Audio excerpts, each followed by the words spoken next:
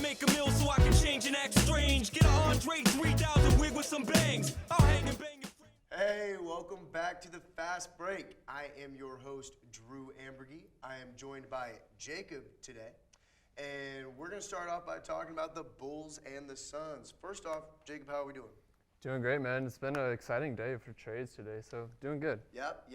That trade deadline is coming up pretty soon. Few blockbusters have already happened. The Kings, what are you doing? But we'll talk about that more when we do our trade deadline episode. Stay tuned for that one coming up. But let's get to the Bulls and the Suns. You know, we got a top seed in the East versus the number one seed in, well, the entire league, but specifically the West in the Suns. And this ended up being kind of a close game, surprisingly, because the Suns came out fire. I mean, the Suns started out hot. They had 50 points with 8+ minutes left before halftime. So that just shows you how on fire they were to start off the game. Booker was hitting everything. I mean, he was completely in his bag. He was doing the fadeaways, the turnarounds. He was hitting threes from all over the court. He was driving. He was getting fouled. He was going to the rim. So Booker was in his full set of tricks to start off this game. And then you also had Chris Paul starting off with 19 points, and then he threw in 11 assists because, you know, he's point god. You got to love Chris Paul. Booker ended up finishing with 38 points in the game, so another great game for Booker. Now the Suns, they started off, like I said, they were really hot. They got up to a 20-point lead, held that most of the second quarter into the third quarter. They were up 20 going into the fourth, and then things got a little bit dicey for them. You know, I don't know if they took their foot off the gas, but DeMar DeRozan started going off. I mean, DeMar DeRozan started going off in the fourth quarter. He could not be contained. It seemed like every shot he got an and one on, and he was making everything. DeMar ended up finishing with 38 points as well.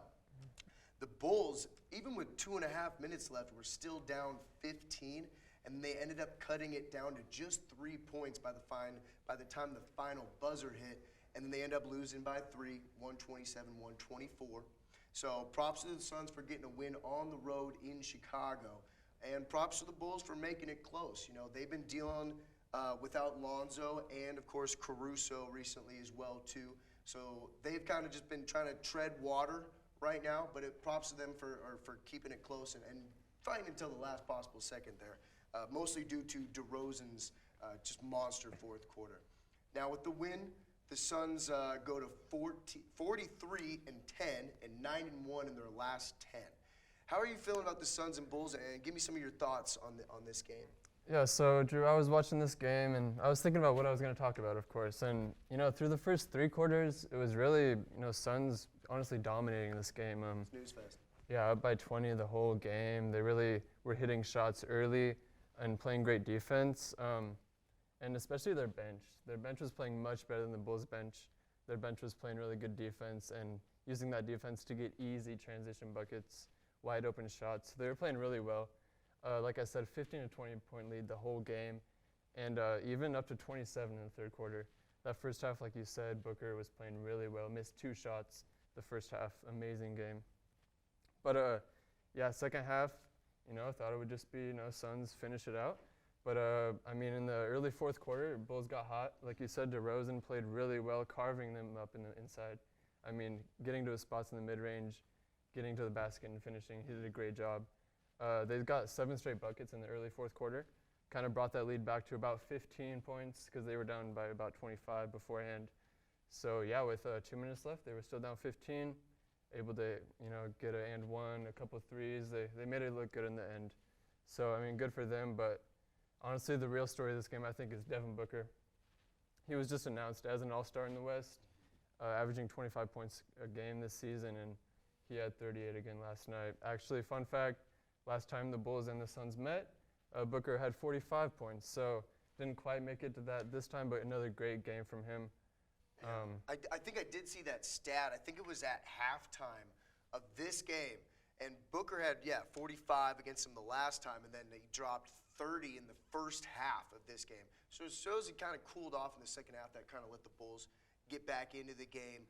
But having 30 in the first half, so he had 75 points in his last 6 quarters against the Bulls. So just dominating them, and they're a good defensive team. So that's kind of impressive. And Booker, if this was a finals matchup preview, it just goes to show that Booker might be in there for finals MVP if they get there. DeRozan, Levine also had 32 for the Bulls as well too. He's obviously a great player as well. And Chris Paul, like I said, 19 points, 11 assists. The Suns, ranked top 5 in offensive efficiency and second in defensive efficiency. And if you look at teams that have historically done really well in the playoffs and made it to the finals, it's because they're a top 5 or at least a higher top 10 in both those statistical categories. Because when a team either lacks defensively or lacks offensively, when they have a 7-game series, it typically kind of starts to rear its ugly head, and they end up not being able to get past some of the teams that are better on both sides of the ball. Now, for the Suns, are they your pick to come out of the West? Because for me, they're my pick to come out of the West. I think they're playing the best basketball right now, and I think they're one of the deepest teams, and I just think they've got a lot of chemistry, and they went there last year. So I think they're hungry to get back. Booker really wants a ring, and should I say, Booker should be in the MVP conversation. Now, I'm not saying he's better than Giannis or Embiid or Jokic, but I just think he should be in the conversation, and he should certainly be on a lot of people's ballots. But do you think that the Suns can come out of the West, and are they the favorite to right now?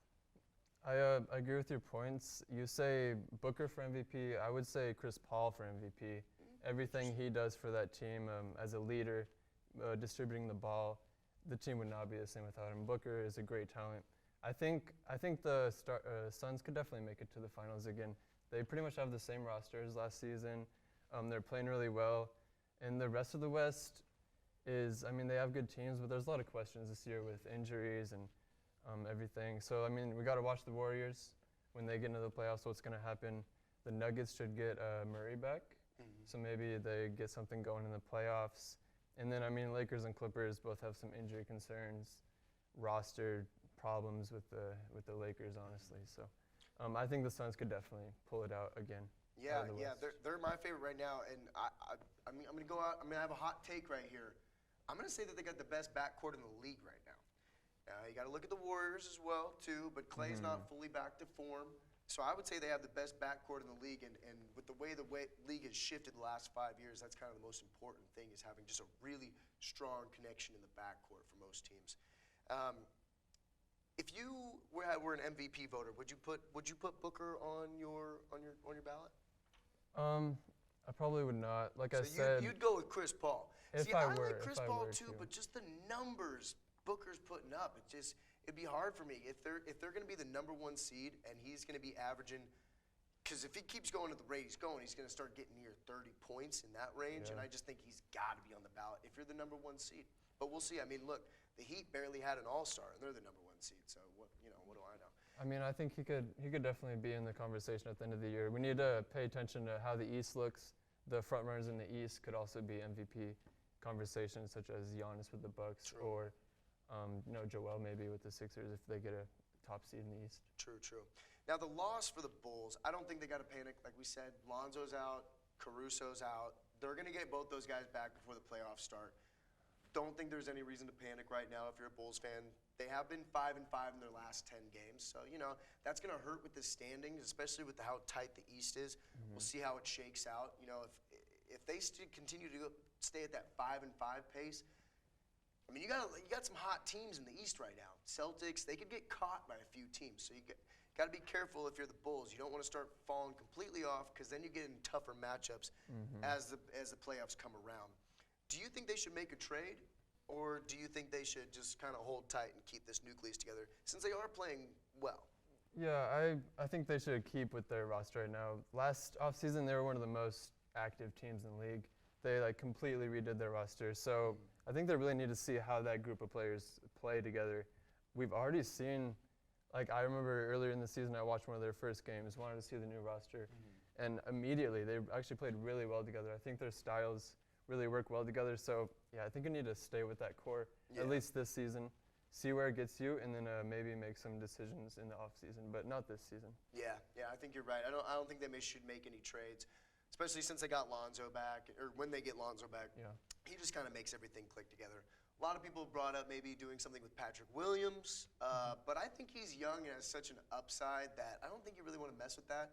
Somebody you can bring in next year, just in case you don't make the finals this year. He's kind of, because you always got to switch it up year to year if you make a deep run, just so that you're not the same exact team. So I think adding him, if they do make a run, and I think there's a chance he might be able to come back at some point this year. I haven't heard exactly a definitive answer on that one, but I think there is potential for him to come back this year. So you never know. That could be a game changer for them as well too. Yeah. I really like Patrick Williams. So we'll see how it goes. But yeah, this was a fun game. Suns 127, Bulls 124, and we're almost heading to the All-Star break. So thanks for coming on, Jacob. It was fun. Good talking to you. And we'll be back next with Nick. So stay tuned. Album kid, I'm the editor, dude. I'm taking out you, your producer, and your crew. Hey, yo, that's why they hate you. I'ma spit in your food. All right, welcome back. I'm joined with Luke, not Nick. Apparently, he just changed his name right before he came on. That's my mistake. No, I'm just kidding. Fresh out the courthouse. Fresh out of the courthouse, just signed the papers. The ink is still wet. But no, it's Luke Kilgore, correct? Yes, I don't sir. know what he has against Gore, but that's not my problem. But he's here to talk about the Bucks and the Clippers. How are we doing today, Luke? I'm doing great, Drew. I've been looking forward to this, Yeah. being on your show, so thank you so much. But before we get going on this Bucks-Clippers game, can I just ask you to bow your head with me and pray to the basketball gods? Pray to the basketball gods. Okay. Dear basketball gods, please, well, let's start with this. Happy birthday, Klay Thompson, and thank you so much, basketball gods, for bringing Klay Thompson back. Basketball just wasn't the same without him. Also, if you could, please make this expansion draft very soon. Bring back our Sonics for the love of God and you, basketball gods. And I hope Kobe is happy up there. He is sorely missed down here. Please give him my love. Amen. Amen. Amen. Amen. I agree with everything in that. Dude, for real. The expansion draft needs to happen soon. Put a team in Seattle, of course. We got to be first priority. And then put a team in Vegas as well. That would be awesome. Just because, hey, that's when you're in Vegas, you can go see a couple of NBA games. That'd be fun. And then, of course, I think you should move New Orleans if they don't move, which they should. If they don't, no, I'm just kidding. They're actually getting good now. I just crapped on them last week. Now they're getting good. But move New Orleans to the East because it's insane that they have to play in the West. Yeah, it really is absurd. And Memphis too. So move those teams to the East because they're almost on the East Coast. And then move Seattle and Vegas into the league and bring back our Sonics. And then Kevin Durant comes. Yeah, that's the dream. And then everybody's happy. That's the dream. I'm hearing rumors for Vancouver too. Really? Yeah. That would be interesting. Yeah. Cool jerseys. That's very cool. Cool jerseys. Cool jerseys. Didn't have a lot of success, but cool jerseys. Yeah, just a couple shooters here and there. Yeah, there you go. Hey, Bibby. There you go. But let's talk about Bucks and Clippers. Now, this one was actually fairly competitive for most of the game. Bucks, started to flex their muscle end of the third quarter, fourth quarter, got a little bit uglier. The Clippers hung around. They tried to stay in it, but eventually the Bucks, they got better players, and then they just kind of flexed that muscle.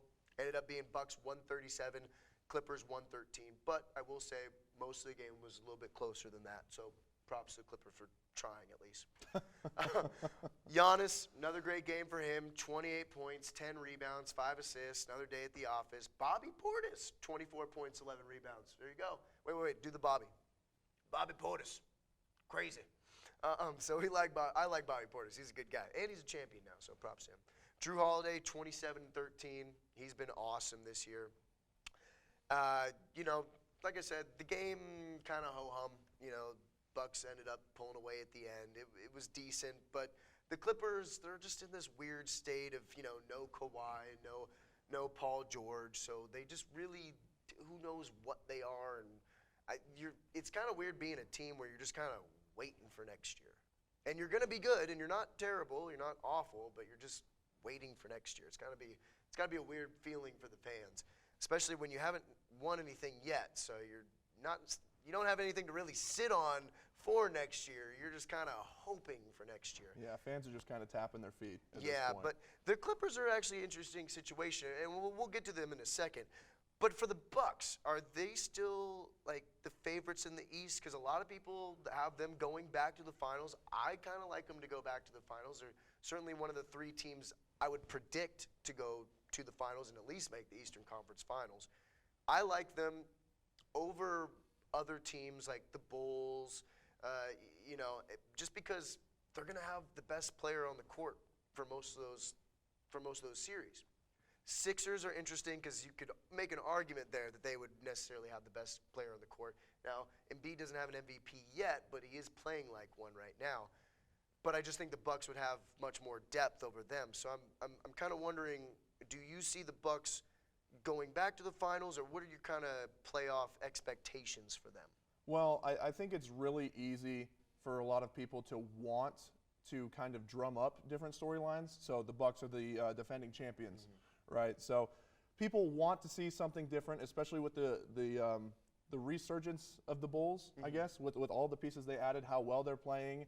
That is a fun story, but the Bucks have been there. And when Brook Lopez gets back, I don't know what the timetable is on his return, but when Brook Lopez gets back, I don't see how you can beat that team with any sort of ease. You kind of mentioned it, but they shot 55% from the field against the Clips. They shot 50% from 3, 19 for 38. Bobby Portis went off, had 24 and 11, 4 or 5 from 3. Drew Holiday went crazy. Even former Blazer Pat Connaughton, and we'll talk about the little Blazer stuff. I like Patty. When they got Pat and Drew nailing it from 3, they are tough to beat because they'll beat you inside, they'll beat you on the perimeter, and then Giannis even has his mid-range game. You can get Brook Lopez in the paint in there, Brook Lopez. Right. I get the and Lopez. out. I get you can get in and out. In and out. So right. they're so versatile on offense. That's why I just think, man, it's just so tough for me to envision anybody beating them in a 7-game series because they can adjust and match up with basically any team, and they can play 2 different styles of basketball and beat you either way. And then on the defensive end, just the size they have can just dominate you. So, yeah, I think I agree with you there. Well, and I think that they kind of get the benefit of the doubt as a legitimate title team from last year just because of all the injuries and sort of the luck, I guess, with the personnel that they played against in the playoff run. But they're legit. I mean, they're the real deal. And how are you going to beat a team when Giannis is getting 30, they're shooting 50% from the three-point line? I mean, if you close in on Giannis, he's just kicking it out. And if you're shooting 50% from 3, odds are you're going to win the ball game. So, I mean, they've got all the pieces. They've got depth. I actually noticed, too, like Rodney Hood played like 3 minutes. And on a lot of other NBA teams, this guy would get some major role-playing minutes, and he's just wasting away on the bench. So the Bucks have depth, which goes so far in the playoffs. They can get it done in transition. They can get it done in half court.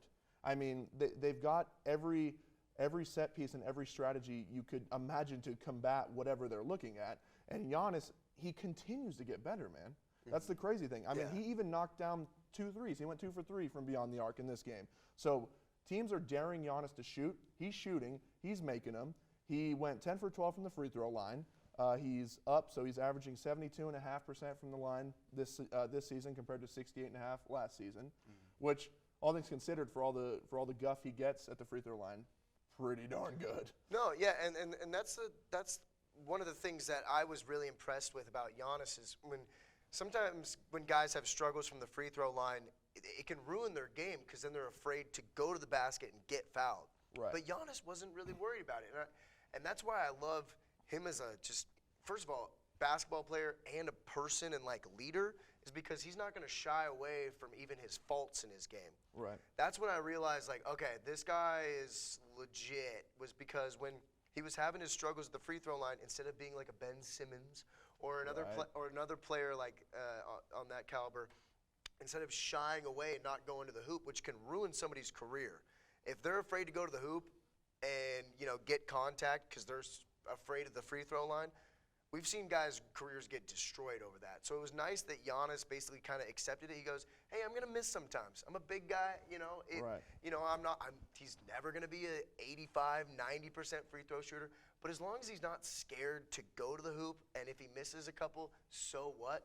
Then he's still going to have that part of his game that he's not going to be afraid of. But yeah, I do like the Bucks still coming out of the East. I think it'll be interesting. There's there's a couple of teams I realistically could see. Obviously, you've got Chicago. I think, I'm not just being a homer, but the Celtics, the Celtics do play the Bucks really well. We match up surprisingly pretty well with them, and we've honestly had pretty good success over them in the last couple of years. So that's another team to watch out for as well. And but other than that, I just don't really see too much of a threat. Now the Heat did smack them in the series 2 years ago, but the Bucks the Bucks dominated them last year, sir. So we'll see how that one goes. But this Heat team is different than it was last year as well too. The Heat have a lot of depth, and they can throw a lot of depth at the Bucks as well too. So I could see them competing with them as well. It's going to be interesting to see how it shakes out. Obviously, you got to see who's healthy, who's not healthy, because the Heat have had people in and out all year. But right now, I do like the Bucks to probably come out of the East again, just because I think when it really comes down to it, Giannis is probably still arguably the best player in the world besides Durant. So I would probably still take the Bucks. Now let's talk a little bit about maybe if the Bucks want to tweak with their roster a little bit, because they have the trade deadline's on Thursday. We're recording this on Tuesday, so nothing's happened yet. Right. But yet. But I have seen they're looking to shop DiVincenzo. Good player, young guy, out of Villanova, correct? Yes. Yeah. Yep. There you go. Villanova guys are good. I like Villanova guys. Jalen Brunson, Anyway, they've been rumored in talks with the Celtics right now. Josh Richardson, potentially, straight up. I don't know if you'd have to offer another pick there. Maybe, I'm not sure.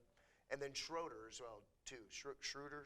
Schroeder's what I said. I don't know. I'm man. German. I should probably know how to say that, honestly. It's got an umlaut on the top it's of got it. the two dots. So anyway, Schroeder, however you want to say it. Him for DiVincenzo as well, too. If you were the Bucks, would you make either of those trades? Well, I think Schroeder is a good idea. I've also heard that I think where those trade talks are stalling is they want Williams. They want Grant Williams as well. And he has really come on strong now as the backup center. So I don't think the Celtics are going to do that for anything. I don't know. DiVincenzo, he can guard the perimeter. He's decent, and he can shoot from deep. Yeah. So, but Schroeder, I mean, he can, whether he's coming off the bench, which is what I would assume would be the case, he'd turn into their sixth man out of nowhere. And he can score in bunches. So he really can keep the bench play elevated while the starters sit. So, I mean, I personally would, but I don't know if you need to tweak anything with the Bucks, especially if Brook Lopez comes back. I think, if anything, I love the guard ideas, but I think if anything that they want to get a center, and they're not going to be able to afford anything crazy because all they've really got is DiVincenzo to offer. So I've also heard rumors of maybe try to get Alex Len from the Kings. I've heard rumors of Robin Lopez from the Magic. He's old, but he's still serviceable. Yeah, and you get your brother in there. That's not bad for the locker room. Yeah, that's right. That's right. And I've even heard Montrezl Harrell from the Wizards, but undersized. He does have the athleticism to make up for it, but he's undersized, and the Wizards would probably want more than Dante. So. Yeah. I've seen Montrezl Harrell basically get taken out of playoff series because he's undersized and he just sometimes, when teams go small against him, he's not playable. He turns into basically like a Rudy Gobert. Right. So that's an interesting trade as well. I think Schroeder would probably be a good fit for them. The Celtics, I think they moved him to the bench as well just because he wasn't consistent enough. He has stretches where he looks like sixth man of the year, and then he has stretches where, why is this guy on a basketball court? So being on the team that has to watch him all the time, you get the good and the bad with Dennis. So that's why he got moved to the bench, and we honestly started being a lot more successful because having him on the bench gave us a nice scoring option off of the bench. And it would do the same thing for the Bucks as well, too. I just don't think they're going to give him up for DiVincenzo. Yeah, I agree. Especially if they want a pick or something like that with it, just because DiVincenzo's younger, that type of whole thing, we'll see how it goes. I don't think they should move anything around either. I think you're right. I think when they have Brook Lopez come back, I think that he's going to fill a lot of issues that they even have because they have sort of underperformed this year. Sure. But it's also the championship hangover, you know? Oh, yeah. It's very real. Most teams don't win a title unless you're the Warriors and then come out and just, you know, run through the regular season. You're a little bit sluggish, you know? You were drinking a lot of champagne. You won a championship. You probably didn't take your off-season workouts as seriously. But I think Giannis is hungry. I think he wants to win a lot of titles. I've kind of seen his mentality in the last year or two turn into like, okay, I can be a Michael Jordan, LeBron James, Kobe, that type of level player. Mobile Shaq. Yeah. Mobile Shaq. He's literally our generation's version of Shaq. Yes. This is what Shaq would have been if he didn't get fat. Yeah, like, yeah. It's Just like Orlando lean. Yeah, he's Orlando Shaq. So, yeah, I think he kind of sees the vision for him and realizes that I could win a couple more MVPs. He's got a good roster around him. He's got a great number 2 in Middleton. Right. Well, and Drew, depending on the day. And Drew as well, too. Love Drew. Great name. But they got a really good roster built around him. He's got shooters. He's got size. He's got depth. So, yeah, I think he kind of sees it. And when it gets towards the playoffs, he can absolutely just dominate. And, you know, he'll put up 45, 15, and 10. And there's nothing you can do about it. He dropped 50 in Game 6 of the finals when last he year. just catches the ball and kind of looking for an outlet, and he's so big that he ends up just turning it and slamming it. Yeah. You just go, what do you do? What do you do? If he catches the ball in the paint or in the key at all, I mean, it's over. He's already scored. Yeah. You know. So, not to mention that he can cover ground from half court to the basket in 3 steps. You know, It's unbelievable. what do you do? It's kind of like LeBron type stuff, where it's just the length, the size, the speed, athleticism.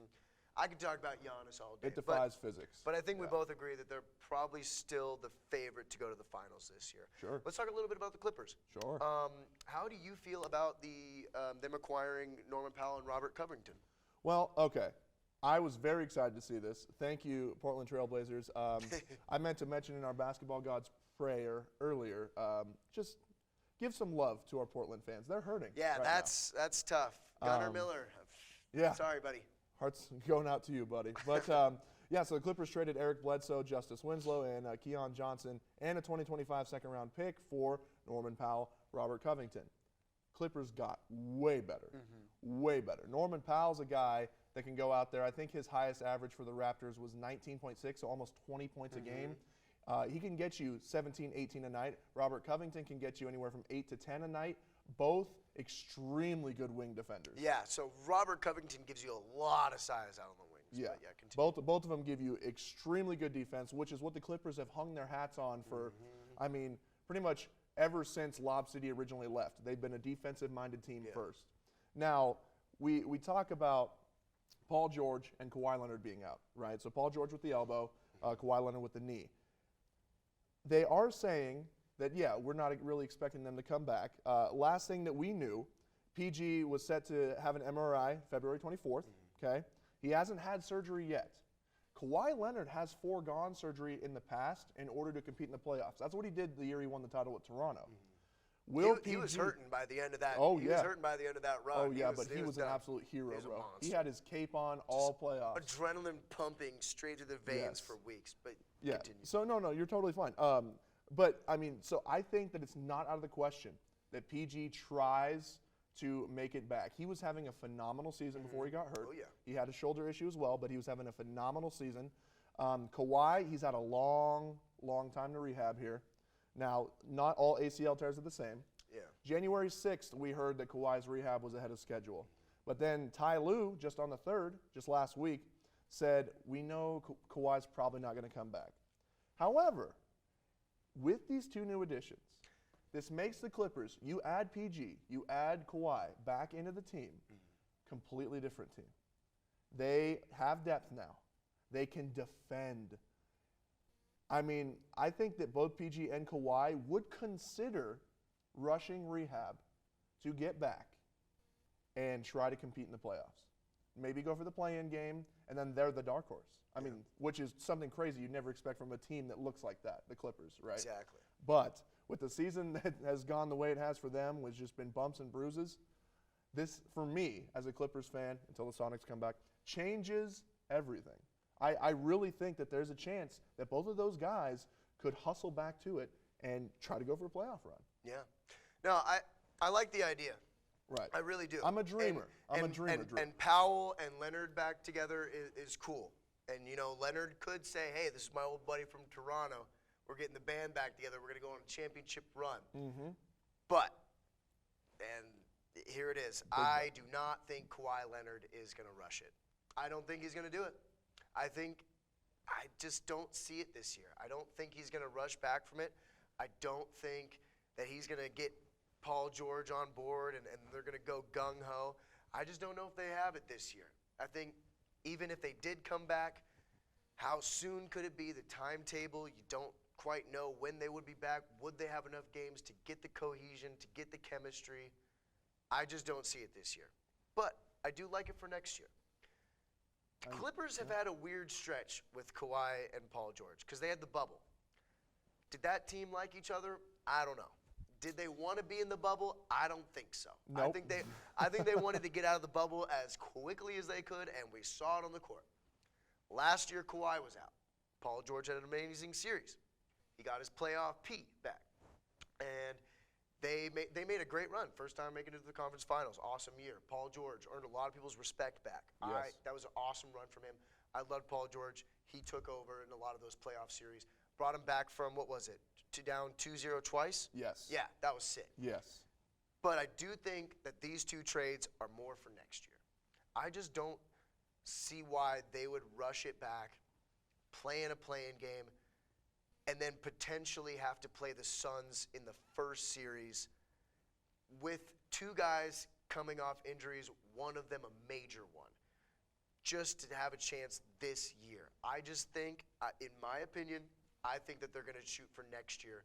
And honestly, next year I could see them being a top 3 seed in the West. Yeah. Oh, yeah.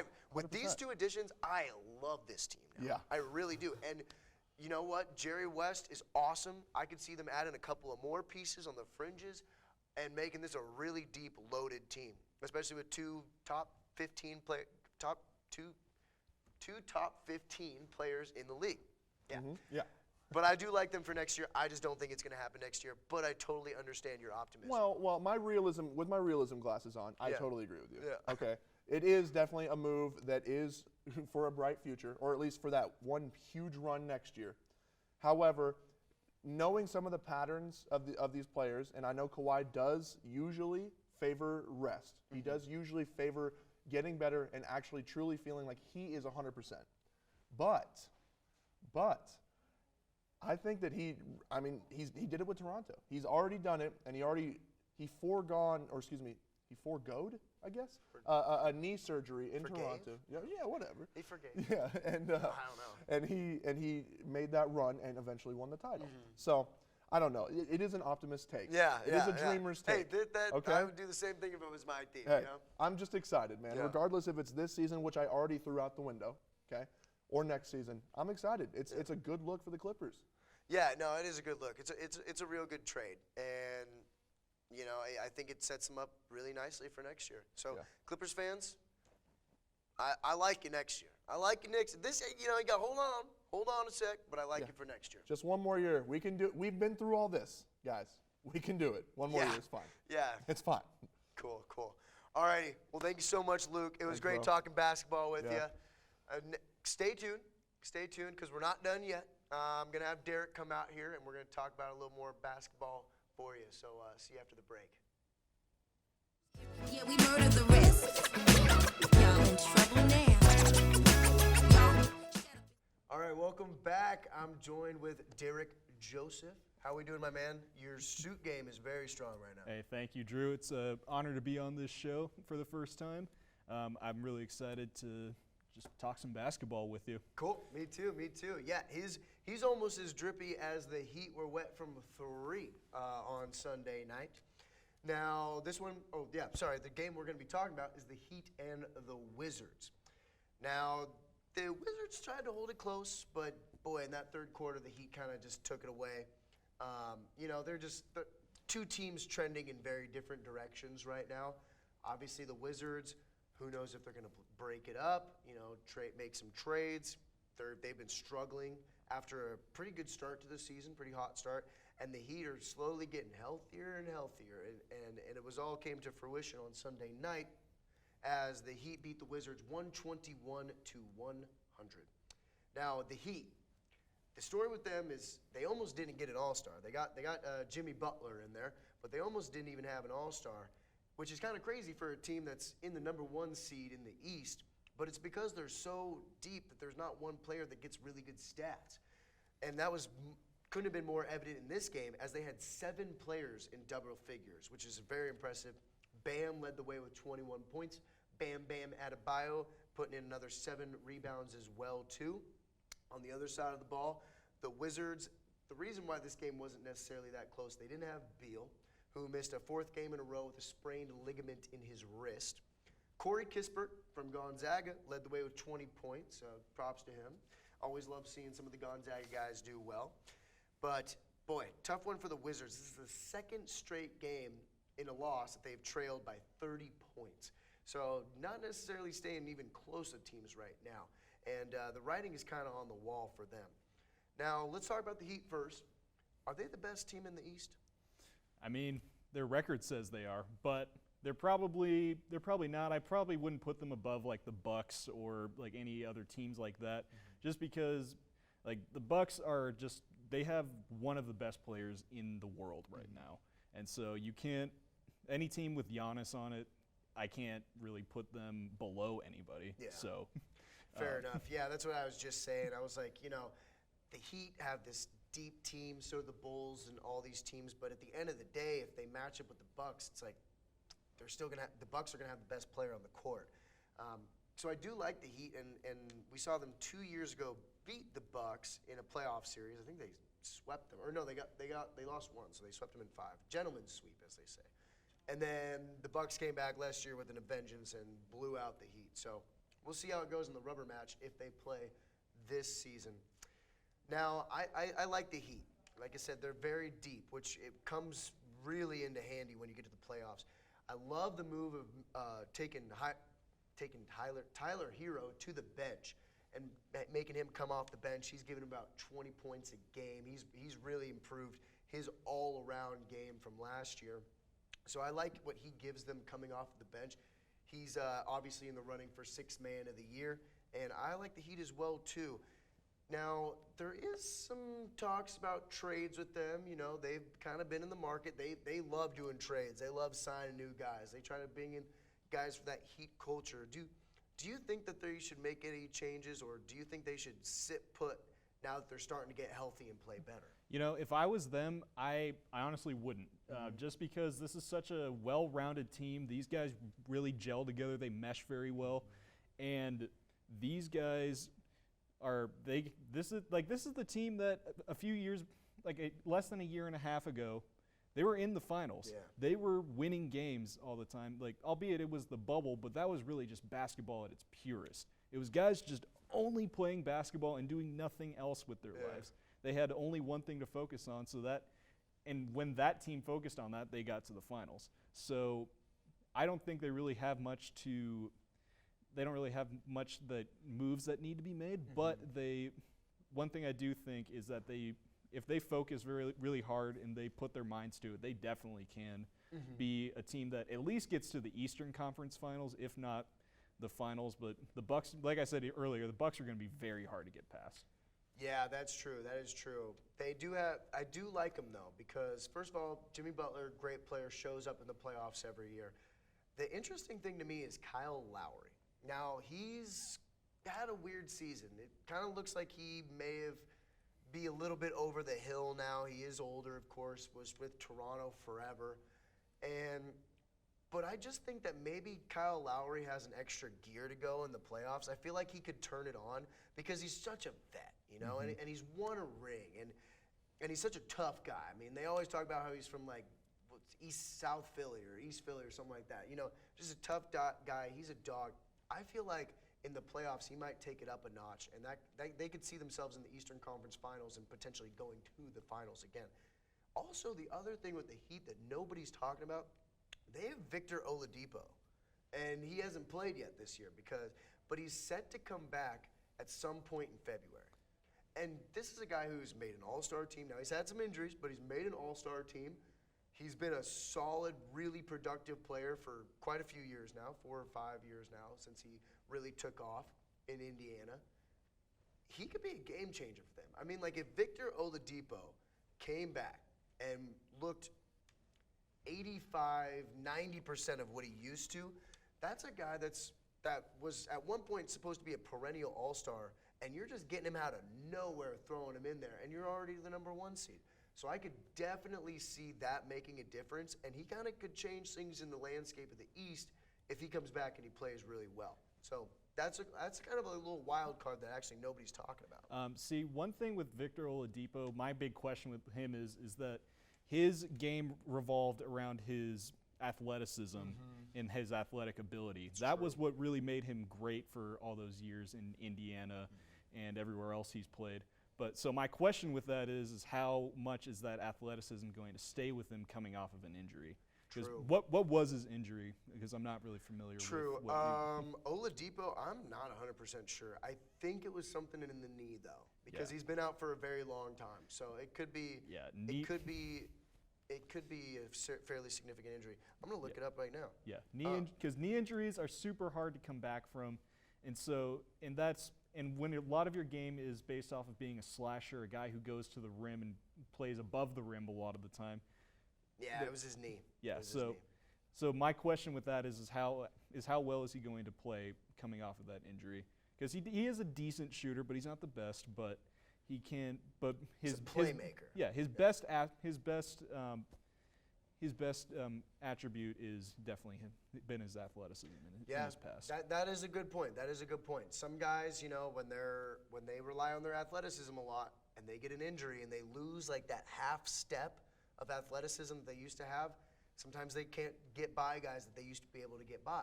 So that is a good point. Now, we are in 2022 now, so you got to at least just hope for him and his career, and I guess for the Miami Heat's playoff hopes, that he's able to, be almost what he was pre all of his injuries. So I think that he's still going to be an effective player, and at the very least, when he comes back, he's going to add some good depth. Because I mean, shoot, if the seventh guy on your team is a former All-Star who is not that far removed from being an All-Star, I think that's a valuable addition to your team no matter what, even if he has lost a step. But that is a good point, though. He could come back and he could be totally washed. I don't know. Yeah. And I hope not, because I like Victor Oladipo, but he could be washed. Now, let's talk about a team going the other direction. So for the Wizards, like I said, no Beal in this one. He's missed 4 straight games. They're going the wrong way. Do you think Beal should get traded?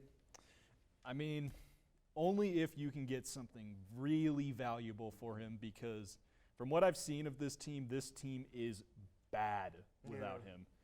He adds a lot to that team. He does everything for that team, and he deserves a lot of money for what he's been able to do, for the success he's been able to have with this franchise, even as bad as this team is. This team, watching this whole game, they couldn't keep up with Miami at all this entire game. There was only a few parts where it looked like they were okay, but then Miami would just pop off on them again. Yeah. And so if you're able to get some valuable draft picks or some valuable young stars for him, then yeah, I would say trade him. But otherwise, I would maybe try and find a way to get some other draft picks and maybe build around him. But I'm not really sure where he would go. But yeah, I'll throw a couple potential trades at you. Now, one that I think would be the best for possibly both teams is just straight up Beal for Ben Simmons. For the 76ers, that gives you Beal, and you're only a game and a half, I think, out of first place in the East, and now you're adding Beal in a spot where you were getting a straight 0 from. I think that works for Washington too, and for Ben Simmons as a basketball player, because he's going to go to Washington, bad team, not a lot of pressure, not a lot of media on them.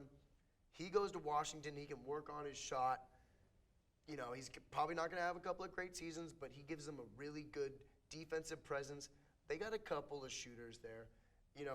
I think it would work out for Washington. They could build around Simmons. Simmons still isn't that old. He's still pretty young. People forget that. And then for Beal, he goes to an immediate contender, which he deserves. Bradley Beal deserves to be on a contender. The best teams he was on Washington with John Wall, and they made it to the second round. He deserves to be on a real contender and play with an MVP candidate. And, so I think it just works out for both teams there. Do you think that would you do that if you were the Wizards? See, here's my thing. I have already said that the Wizards are bad. Why would you make yourselves that much worse? Bringing in a guy, and I have been very vocal on other shows on Cable 8 about Ben Simmons. I do not like this guy. I don't like his attitude. I don't like the fact that he's not playing basketball right now. It annoys me so much to my core that this guy can't take criticism from his own coach and get better. Fair enough. So if he's not going to do that with the coach of a good team, what's he going to do with the coach of a bad team? That's true. That's true. So here, I don't see that happening, and I don't really like the fit of Ben Simmons going anywhere. Ben Simmons really needs to, he needs to man up and just play for his own team. But you know what? That bridge is probably already burned. So unfortunately, he might have blackballed himself out of the league by showing his true colors here, showing that he's not willing to take criticism. Well, I think some team will get him, and I think honestly it may be the Nets for Harden as well too. But yeah, you're right. I don't necessarily like his attitude and his willingness and just straight up not play basketball while he's missing out on millions of dollars. But I think he knows. I don't know. It's just a mental block for him going back to Philly. And you know what? He says he's got some mental health issues, so I don't want to dive into that right now. If he really does, then I hope he works it out and is able to come back. But I agree with you. It's a weird situation, and I don't know how much I'd want Ben Simmons on my team. So yeah, that's always an interesting one. Now another one is the Knicks. So they give the Knicks Beal, which for the Knicks, he could be a star in New York. That's basically, and you could build around Beal. But if you wanted to do that, of course, you would have to give them Randall, and then I think the trade was Alec Burks and Obi Toppin. Obi Toppin, flashy player, not getting a ton of additional value there. I do like Alex Burks. He's an average player. And then Julius Randle has star potential. He's mostly just because they need to match up contracts. Randle not having that great of a season, but he is still a good player. He's just not living up to the amount that they're paying him in New York. I think that deal is interesting. I don't think I would do that if I was the Knicks, and I don't know if I'd really want. I mean, honestly, that's more of a come up for Washington getting Randall, Burks, and Toppin than it would be for them. But so I don't think I would do that if I was the Wizards. And then another trade destination is the Hawks, and they were saying potentially giving him to Atlanta for Collins, Okongwu, who's a nice young player, and then potentially a pick as well too. Because I heard Collins might not necessarily be happy in Atlanta, and they're not playing as good as they want to. Now, Atlanta's interesting. New York, I don't think that one's not going to happen. But Atlanta's interesting because a team of adding Collins to Trey Young and some of the other pieces they got, Bogdanovich, I mean, that team is going to be able to shoot. Oh, my goodness. You got Beal, Trey Young, and Bogdanovich coming at you, then that's just a lot of offense. Now, they're going to be pretty bad defensively, but they're going to be awesome offensively. How would you feel about him going to Atlanta? See, Atlanta's interesting to me because this is a team that was in the Eastern Conference Finals last year. And so they're a good team, and I think Nate McMillan's style of coaching would gel really well with Bradley Beal and Trey Young on the same team. And the one thing that kind of makes me worried about that is that Trey Young and Bradley Beal have a very similar style of play. It's true. So would that very ball dominant? Yes. So my question is just would those guys be able to gel right away? Is that a move that you make in the middle of the season, or is it something you try and get like in the off season, let those guys kind of develop over a summer together and get some playing time with them? And how willing is Beal to be a clear number 2. Now, he's been number 2 before, but that's when he was a lot younger and when John Wall was tearing up the league. So it would definitely have to be a transition for him. He would really have to accept his role, which I think at this point, I don't know how much he is willing to accept his role. Because I think if his biggest issue was, I need to win and I need to win now, he would have been gone from Washington a couple years ago. You know, they haven't won many games in a while. So I don't know how necessarily big of a priority, like necessarily winning is for him. Because he said he's happy in Washington, but we'll see how long that lasts, especially when your team's not that good. So Washington's got some issues to work through, and who knows if Beal's going to be there, by the time this episode comes out. So, so we'll see. We'll see how it goes. But cool. Alrighty. Heat 121, Wizards 100. Good win for the Heat. Taking care of business. But anyway, thank you so much for coming on, Derek. It was awesome. Thanks for talking hoops with me. Yeah, thanks for having me. Alrighty. This was another episode of the Fast Break. Make sure to hit that like button and subscribe to Cable 8 and look for our other shows on there as well too. We'll be back at you with the trade deadline show, hopefully on Friday or Saturday, and then we'll be back to your regularly scheduled Fast Break, episode like this next week. So stay tuned and have a good night.